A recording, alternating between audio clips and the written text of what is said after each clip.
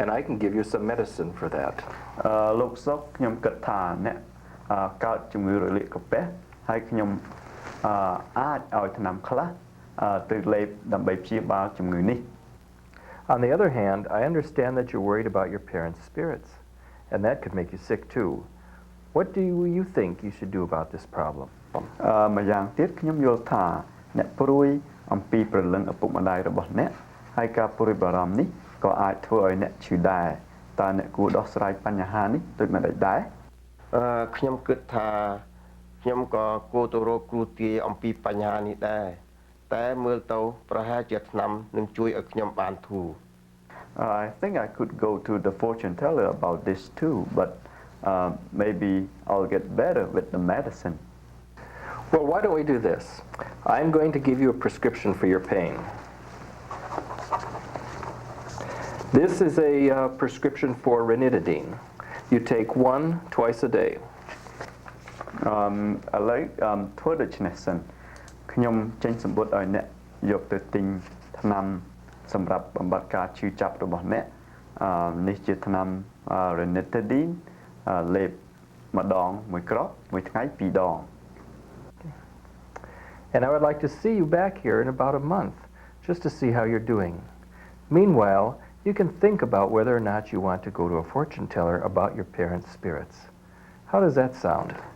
ហើយខ្ញុំចង់ឲ្យអ្នកត្រឡប់មកជួបខ្ញុំវិញក្នុងរយៈពេល1ខែទៀតព្រោះខ្ញុំចង់ដឹងថាតើអ្នកបានធូរឬអត់ក្នុងកំឡុងពេលនោះអ្នកគិតមើលថាតើអ្នកចង់ទៅរកគ្រូទាយអំពីរឿងព្រលឹងឪពុកម្ដាយរបស់អ្នកឬអត់តើអ្នកយល់យ៉ាងណាដែរល្អបាទ It's good. Well, good. Do you have any questions? តើអ្នកមានសំណួរអីអ្វីដែរអត់ទេ No. Well, here's your prescription then. នេះជាសម្បត្តិទិញថ្នាំ សូមអរគុណលោកគ្រូពេទ្យ Thank you very much, doctor. Well, thank you. Thank you. You may want to stop the videotape to think about or discuss the techniques you saw that help the communication go better. This medical interview certainly went better than the last one. What specifically did the professional interpreter do differently? First of all, the interpreter did a pre-session with both the provider and with the patient. This pre-session set up some ground rules for effective communication. It also established a professional relationship between interpreter and provider. The interpreter positioned himself beside and a bit behind the patient. This encouraged the patient and provider to deal directly with each other. The interpreter used the first person. For example, when the patient said, "My stomach hurts," the interpreter related precisely that, "My stomach hurts." This way, both patient and provider could hear exactly how the other expressed himself. The interpreter did an accurate, though not necessarily literal, interpretation. No meaning was added, omitted, or changed. The interpreter didn't offer opinions or advice. The interpreter did offer some insights into the cultural meaning of some issues brought up by the patient. The interpreter didn't get into side conversations. When the interpreter had to ask a question or explain a cultural issue, he let each person know exactly what he was going to say. This is called transparent communication. In summary, this interpreter was much less intrusive, doing everything possible to help the patient and provider communicate with each other as if they spoke the same language. As you can see, a professional interpreter can be a great help in supporting your therapeutic relationship with a limited English-speaking patient. There is no good replacement for a screened and trained interpreter. But what if you have to work with an untrained interpreter? What can you do to ensure clear communication? You might want to stop the tape here and think about the concrete steps you could take to make an interpreted interview go smoothly. Let's go back now to our first interpreted session and see if the provider can help it go better.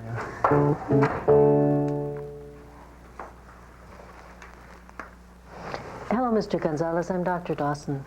Hello, will you be interpreting for us this afternoon? Yes, I'm Rosalia. They've asked me to come up from the downstairs clinic, but I'm not a professional interpreter. Remember how useful that pre-session was? Well, if the interpreter doesn't initiate one, do your own pre-session so that your expectations of the interpreter will be clear. Thank you for coming, Rosalia. I'm sure you do just fine. Just interpret exactly what Mr. Gonzalez and I say. Don't add anything, and please don't leave anything out. And if there's anything you don't understand, please don't hesitate to ask. Oh, and if you can, don't say he said or she said. Instead, if Mr. Gonzalez says my stomach hurts, you say my stomach hurts. Okay, I'll do my best. Remember how the professional interpreter stayed in the background? You can help an inexperienced interpreter be unobtrusive by keeping control of the interview, by seating the interpreter in the background, and by speaking directly to the patient. Rosalia, why don't you bring your chair over here? Okay. Did you get a chance to introduce yourself to Mr. Gonzalez? Yes, we were talking before you came in. Good.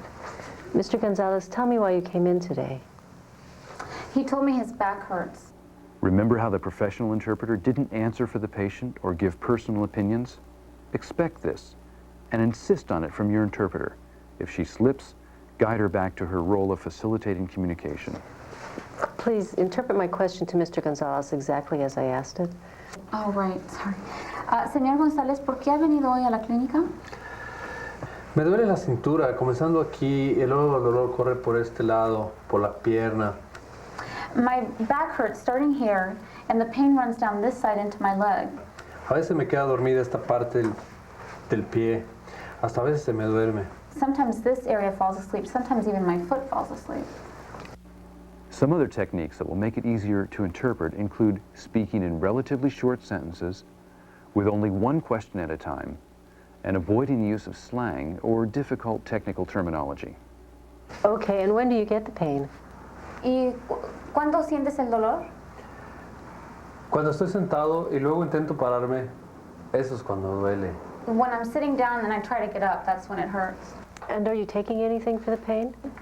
¿Y estás tomando algo para el dolor? Pues fui con la sobadora. No, señor, la doctora no quiere saber de sobadora, sino quiere saber de medicamentos, si está tomando algún medicamento. ¿Cómo qué, por ejemplo? Pues usted sabe, como aspirina o algo que le haya dado otro doctor, un Tylenol, un ibuprofen. Uh-oh, this interpreter is getting into a side conversation from which you're left out. Again, remind the interpreter of the need to convey exactly everything that's being said. Rosalia, please interpret everything he's saying. Oh, right, sorry. He says he went with this old woman. She cures by massage, and they call her sobadora. Mr. Gonzalez, tell me about the sobadora. Señor González, cuénteme de la sobadora. Bueno, cuando mi abuela siempre me decía que una buena sobada hace bien a los... This provider would have done better with a trained interpreter, but she's managed to connect well with the patient, even though the interpreter was untrained and inexperienced.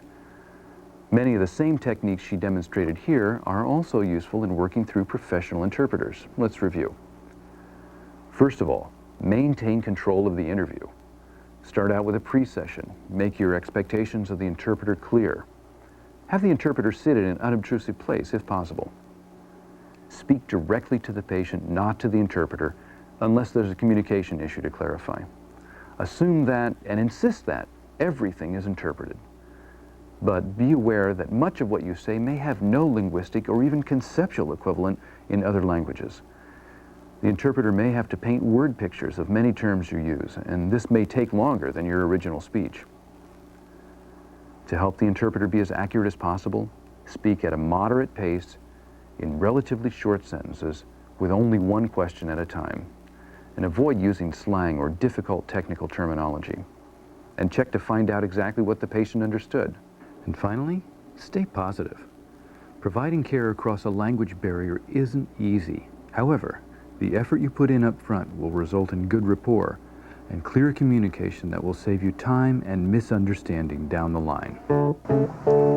All these techniques may not feel natural at first, but through practice, you can learn to provide care through an interpreter with the same sensitivity and efficiency that you afford your English-speaking patients.